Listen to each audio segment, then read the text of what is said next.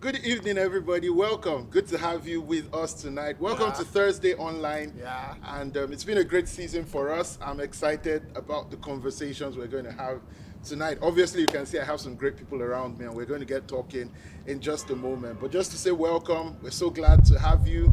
Hope you've had a great day. Whatever you've been doing all day, whatever time of the day it is for you, where you are, it's so good that we can be together and have a great time. All right, let's do a quick introduction around here, and then we're going to be asking you guys a question. So if you need to share out the link and tell somebody to jump in, we're talking around purpose tonight. And maybe you know that person that needs to do something sensible with their lives. Maybe you need to share out the link. A friend, get somebody in, family, and let's join in together. But let's do a quick introduction here. Tell us your name, tell us what you do. Hi, family. Good evening. My name is Ini. I'm a 500 level law student of University of Ibadan. I'm a blogger, social media manager, and copywriter. So, yeah. Awesome. Hello, family. My name is Tony Agbaje. I'm a baker and I'm married to an awesome guy. Hello, everyone. Good evening. My name is Akin Showemimo. I'm a fish farmer. I'm married to Betsy. Okay, my name is Tony Lokwewede. Now, if I don't say I'm married to an awesome man, they'll think I'm not happy. I'm not happy in my marriage, so I am happily married too. Right? My wife is awesome, and we have 2 kids. That's what we do for a living, taking care of those children. Wow. When we do other side hustle, but Wow. those children are like, yeah. But it's good to have you. Let's know where you're joining in from tonight. You can engage the comment section, and you know what? We even have a question for everybody. And this is our top question: what do you wish? Tell us one thing you wish you knew about purpose 10 years ago.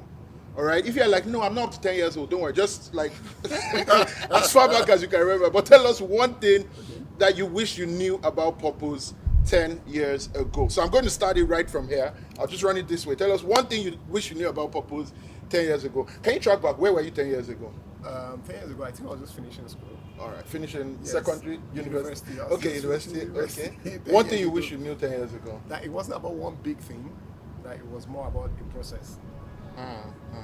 Wasn't about one big thing. Because we almost finished school with that thing of what will you be? Alright. And it looked like it was going to be one name or one thing that was going to be loud. But I mean, we've been a lot of things. Down. Time. Awesome. All right.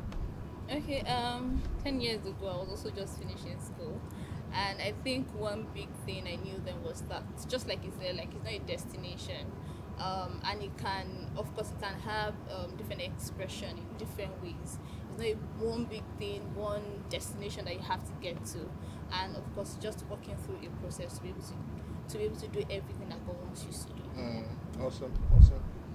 10 years ago, I was in GS2. So I'll just say purpose is not really about, because they say this thing about how you need to honor your parents and things like that. So it feels like my parents had this idea mapped out for where I'm supposed to be at this time, at that time, and I just realized as much as God wants you to honor your parents, God has a plan for you. He is committed to prospering his plan for your life, not what your parents think they want you to do. So because the plan they had for me is not where I am now. So I feel like that's Awesome. Every child out there, sometimes you need to know. My children, I have a plan for your life, and I'm going to see it through. I'm joking, okay, but yeah, that's a pretty. 10 years ago, I was I was 1 year into my relationship with my wife. I believe, yes, 10 years ago, I was a year into my relationship with my wife, and maybe if I could track back, I would say that God was going to see it through. Just a lot of the questions, the pressures. What would this lead to? How would this work out? How would that end? Maybe if I could go back 10 years, I would live with a lot more peace, knowing that God actually had it figured out. God knew how the plans would work out and stuff like that. Okay, that's so good. Let's hear from you. Would really love to know one thing you wish you knew 10 years ago. You can tell us where you were 10 years ago, and you can tell us one thing you wish that you knew about your purpose journey. But then if I just start out from there, so traveling that journey 10 years time for you, you're talking about becoming more aware about it, not just being that one big thing. What has that process played out like for you? Has it been all highs, lows, in betweens? What has been that play out of purpose like for you? I think that it's been maybe if I was put a word to it, I would say the next step in front of me. because yes, I've had the highs, and we've been in those places that we've been in lows, but it's always been what else can you do? What is in front of you? You preached in the last sermon, you were talking about what is in your hand. And sometimes, the ends have not always looked like what I even targeted in the beginning. Some places, so I came to Ibadan, I came to start a master's degree, got to serve in church, and even finding myself in church has led me to meet people that had major influences in my life. Yeah. So over the past 10 years, it's been a lot of highs and lows, but it's actually been just this next step in front of me. And even the lows, how did I come out? Next steps. Awesome. Mrs. Agbaji, I want to ask you, because I noticed when we're introducing, you talked about being a baker. So what was it like for you studying baking in school? Let's start right there. Did you study baking in school? No, I didn't study baking in school. Okay, good. Right. What did you study? Let's start. Geology. Wow. Okay, so how what was it like, switching lines? Probably I don't know if it was a major career shift, major changes and all of that. Those kind of questions. You studied one thing, letting go of that, and just that journey around that space. What was it like for you? What have you learned? Okay, I think, at my 400 level, I probably wanted to work in an ExxonMobil or Slum VJ, and I wanted to be a big girl in an oil company. And maybe for me, it was really deliberate, because it was not an issue of I didn't get a job in an oil company and I decided to start baking.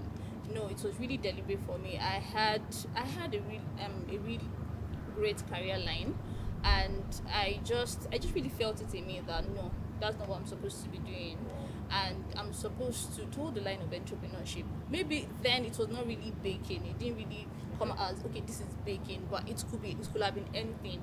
But at that point, I really had interest in baking, and I took deliberate steps to ensure that I'm doing that.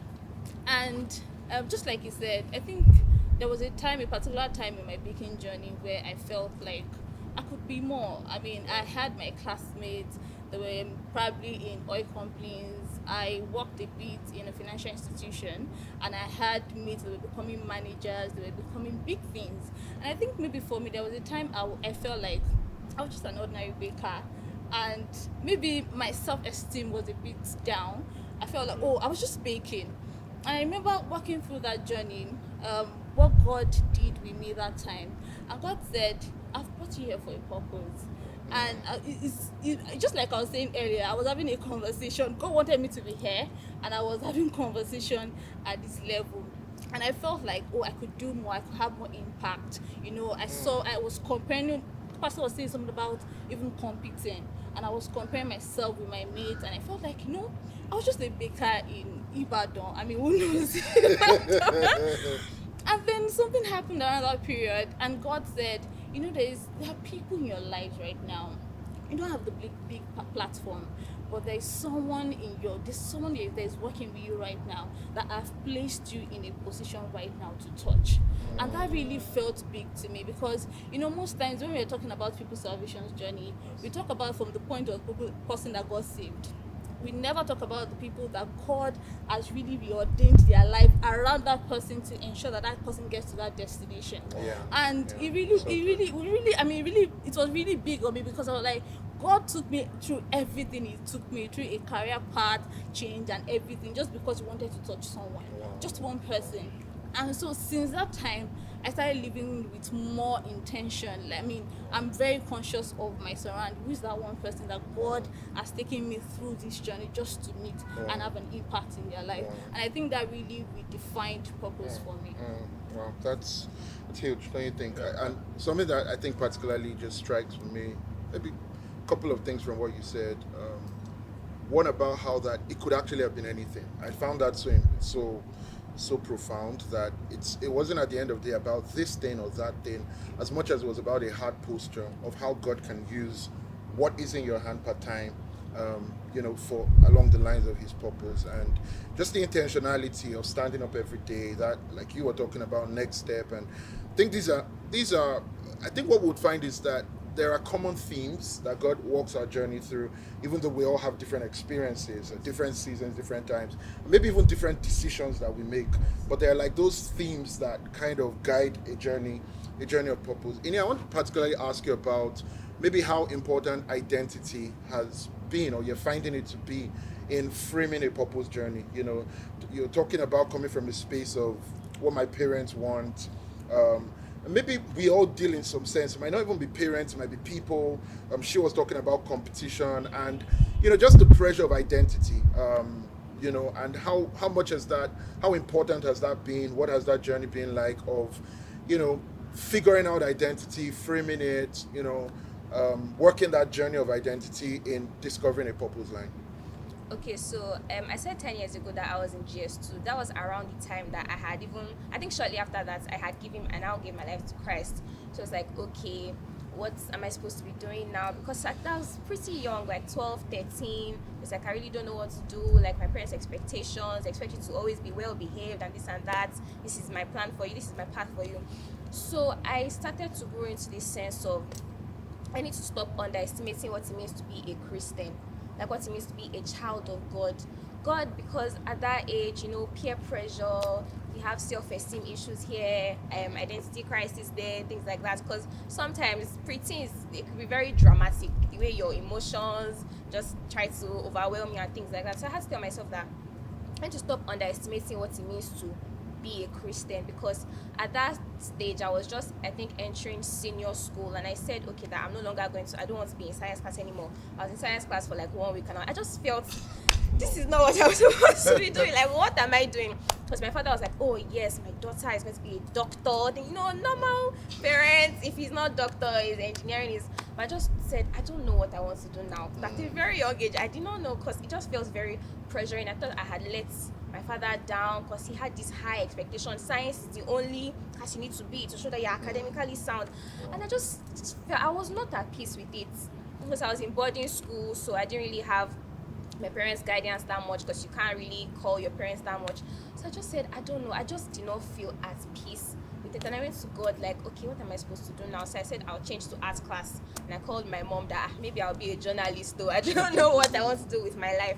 And she just told me that it doesn't really matter what you're doing, just excel at it, just make sure that you're excelling at it. So I realized as I continue to grow that it's not really about what you do, like you were saying, it's about excellence is an attribute.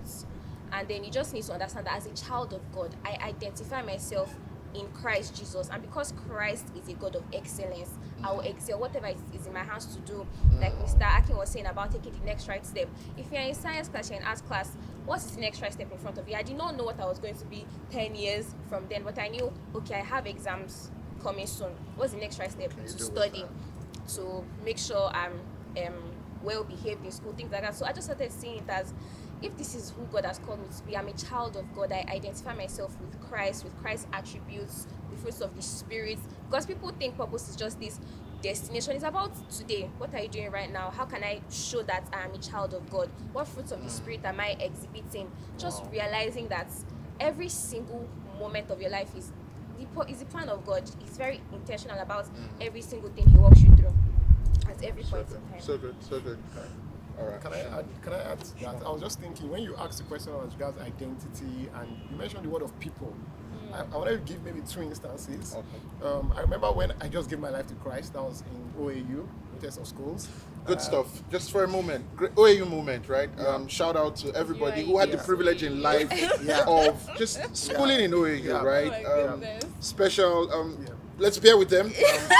We understand. Not everybody will be privileged in life, all right? But sorry. Yeah. So I remember giving my life to Christ. I was a young boy, part 1, and then the clique of friends I had at the time, I knew it was this break or make moment. It was this, I was living this.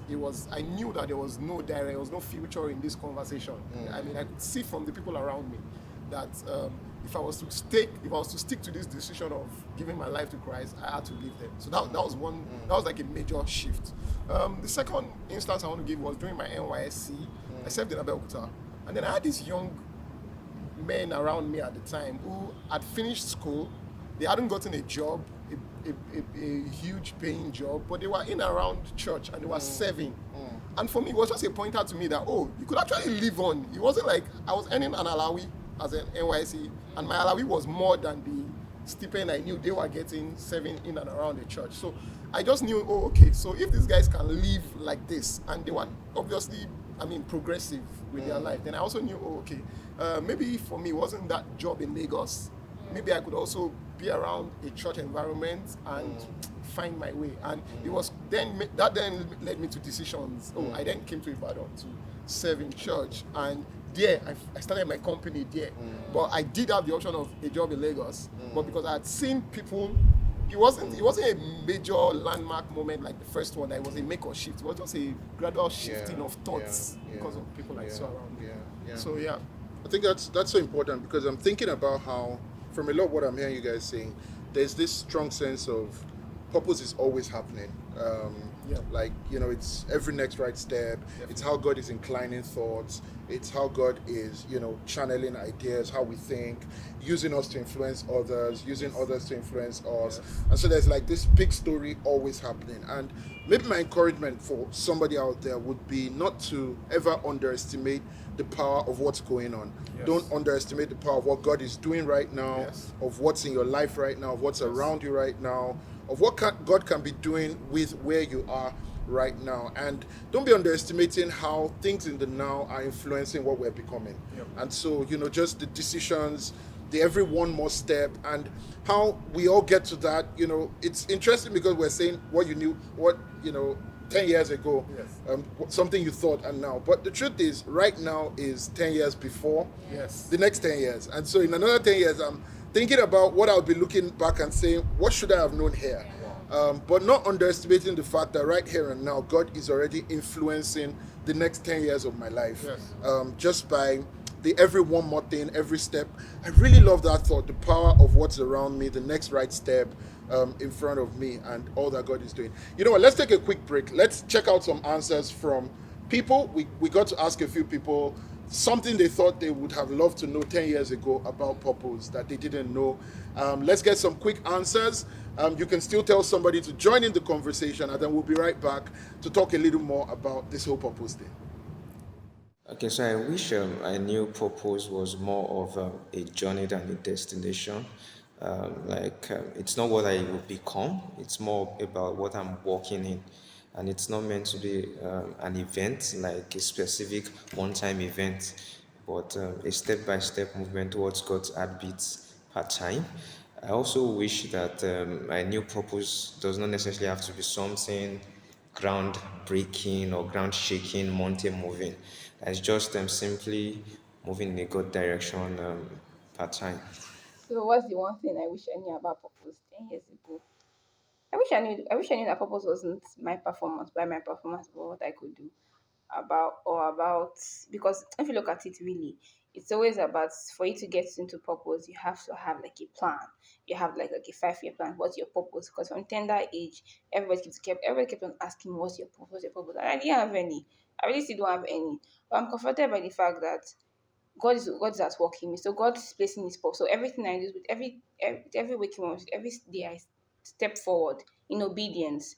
I see God through the works of my hand, in the things I do, in how I relate to people, in task I'm given. It's God that is working a journey in me in achieving purpose.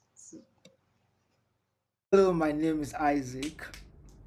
So, what do I wish I knew about purpose 10 years ago? I wish I knew purpose is dynamic. I knew how to understand all the plans God has for me, and I am on a constant journey of waiting on God for each phase of my life.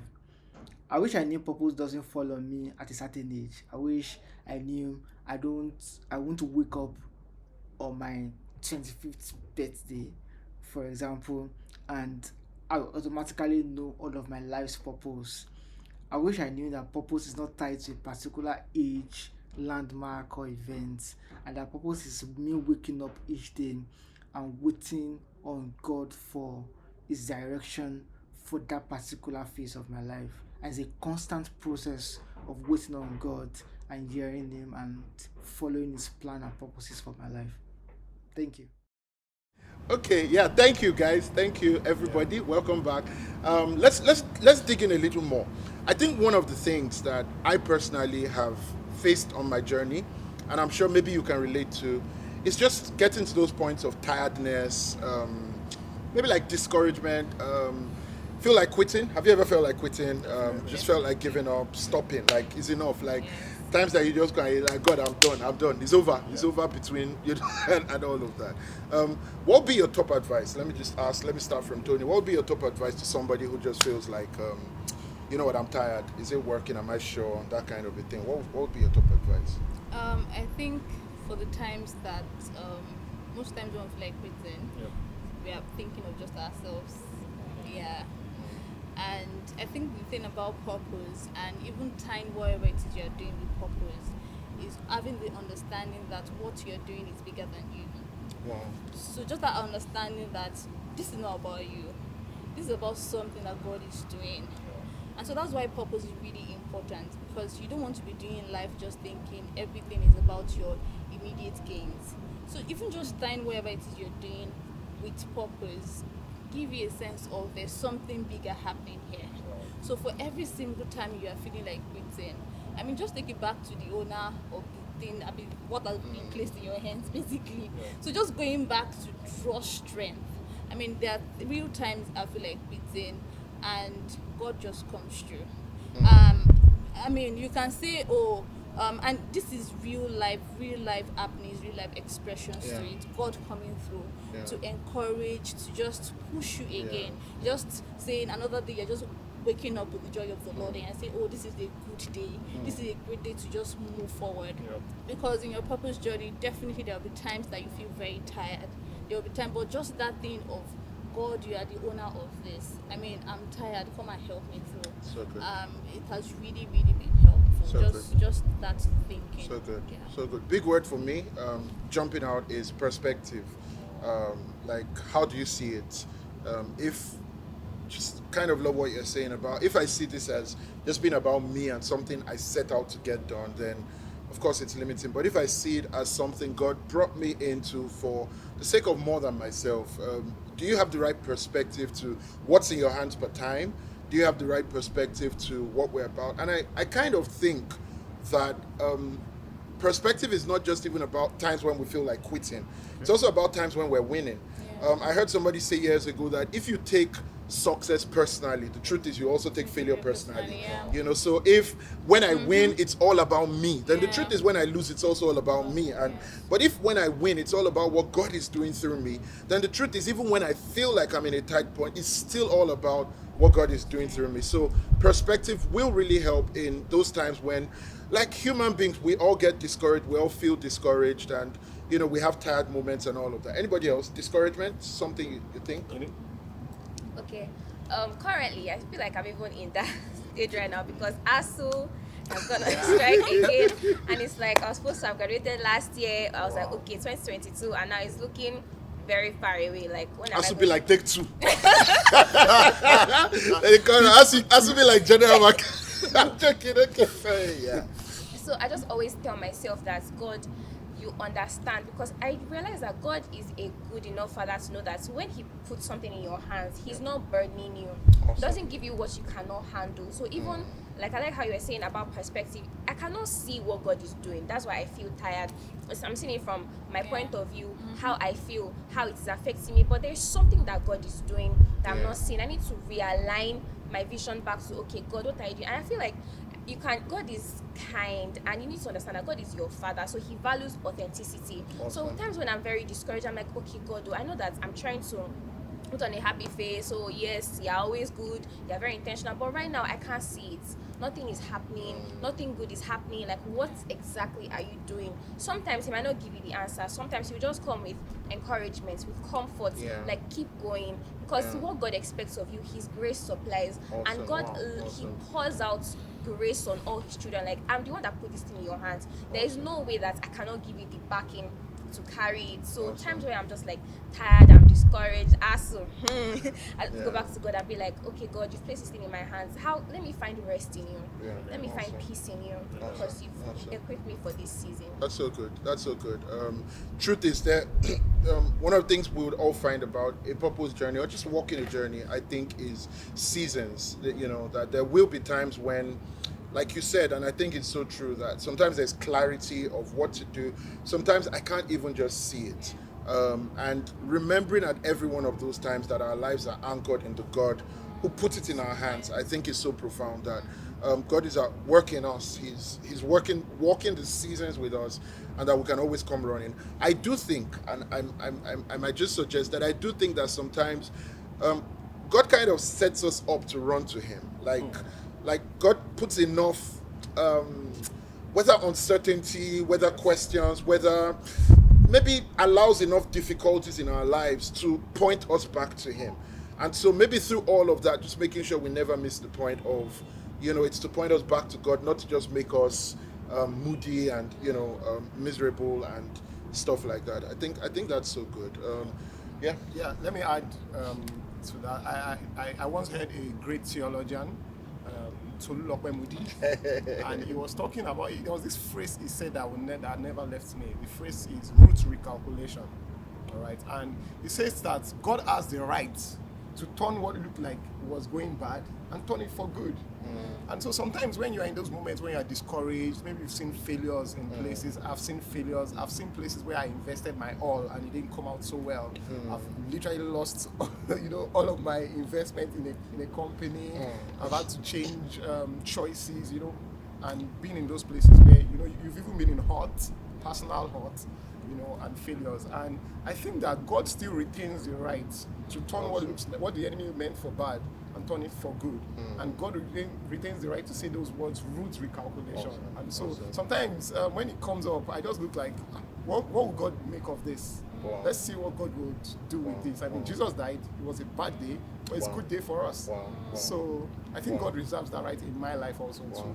So good. Do that. So And good. I think that really brought me to the last thing, like you said on Sunday, where like a drop mic moment. When you talked about the last point, the audio check, and because it's attacked does not mean it's not approved. Yeah, I think that really stayed with me.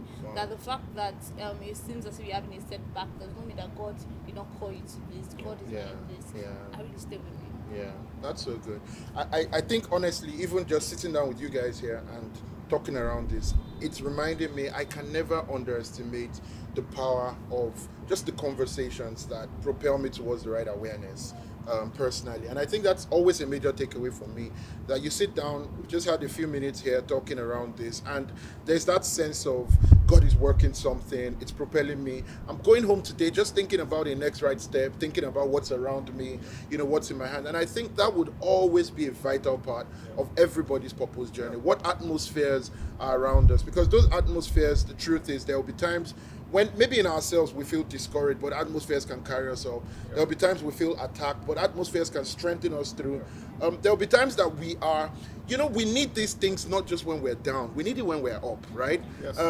You need wisdom when you feel like I'm down, and what is the wisdom to rise and all of that next right step. But the truth is, we need wisdom when we're up.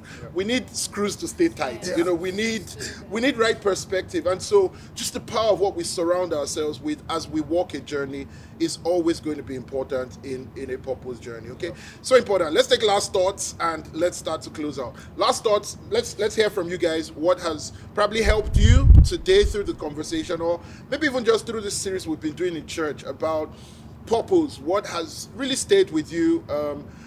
What is making a lot more meaning, making a lot more sense to you? I'm going to be asking the guys here also, what is coming real to you more than ever before, just in that sense of purpose and walking with God? And maybe you're in the comment section and you have a strong one-liner. Give it to us. Just do a drop mic. Just drop it and I get out. And let's check out from here. What is making more sense to you? What is making more meaning? What is coming real? Just about a purpose journey. Last words. Okay, so for me, I feel like it is the power of relationships. Like we're talking on Sunday about a homie check. The voices around you, are they loud enough? But God doesn't just give us the right people. He also strengthens us to be the right people to Awesome. other people. Awesome. Because it's not just about how I can be taking in information, how people can be helping me, how can I be pouring out.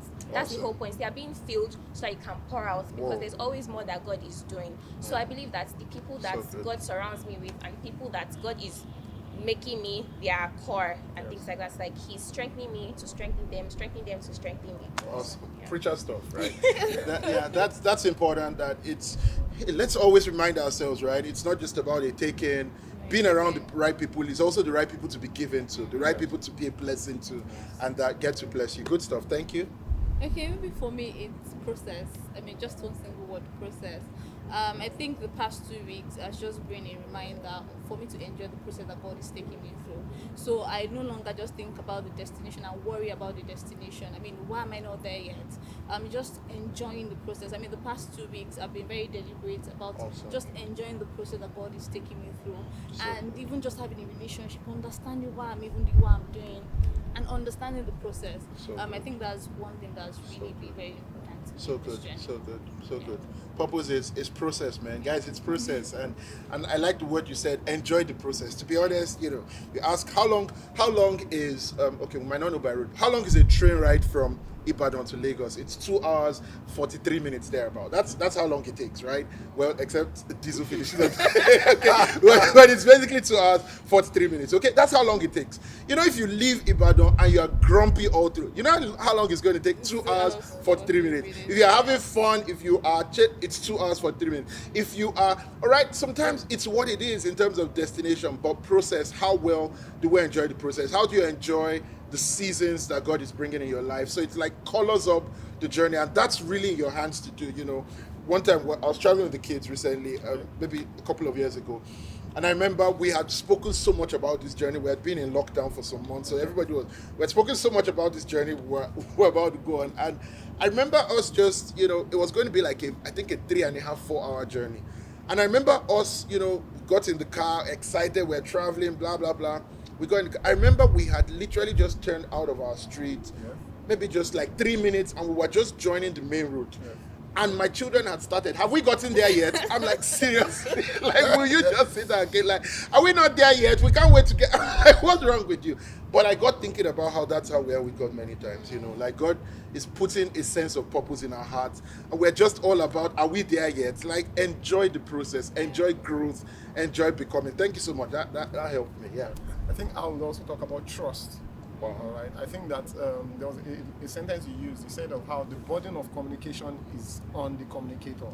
So if God wants to talk to me, if God wants to send me a message, He doesn't necessarily have to send it through the post office. I mean, I'm in His church, I'm in His house. Wow. I listen to His sermons. I'm in and around Him. All right. So I don't necessarily have to look for something out there, something spectacular, and miss what God is doing supernaturally through His house in my body. So I have to trust God and trust that God can even speak much more than I can hear. Yes. The burden of that is, I think that's So the way I would. So good, great. Trust, big. Right, thank you guys. Great stuff. A lot for me to learn. Let's be thinking around these things. Thank you for everything you're sharing. Let's be thinking around it. You know what? The end point of knowledge is not repetition of information. The end point of knowledge is how it affects behavior. All right, that's where knowledge must get us to. So it's not enough to go back home tonight and say, or wherever you are, and be like, yeah, deep stuff, man. Trust, we must trust. Just must trust, all right? At all costs, just must trust. Okay. That's good. But more than that, how does it affect? How can you trust? What have you been worried about? Can you just stop back and say, God, I trust you on this, right? How does it affect my behavior, right? Because if it doesn't affect behavior, it's just repetition. It just stays in the head. It doesn't change anything in my heart. But great stuff that I think these guys, thank you so much, guys. Thank you for pouring. Thank you for sharing with us. And just grateful for all that God is doing for us as a church in this season around that purpose space. I would encourage you, be listening to this stuff again and again. I think God is really using it to ground us, whatever season of life you are in. So be listening to it again, the sermons we've done, how do you see purpose, how to know what God wants you to do with your life. And guess what? This Sunday morning, we are going to be rounding off on this purpose series, but it's going to be exciting because we're going to be talking about how to go about what God wants you to do with your life. And I'm sure it's going to be really helpful. 2 services, 8 a.m., 9:45 West African time. both in the building and online everywhere. Invite people to be a part of it. Join in, get in early. Just let's lean into all that God is doing in this season. But you know what? I really believe God has a plan for your life. God is doing great things in your life. And it doesn't matter the season you are now, whether anybody understands or nobody does.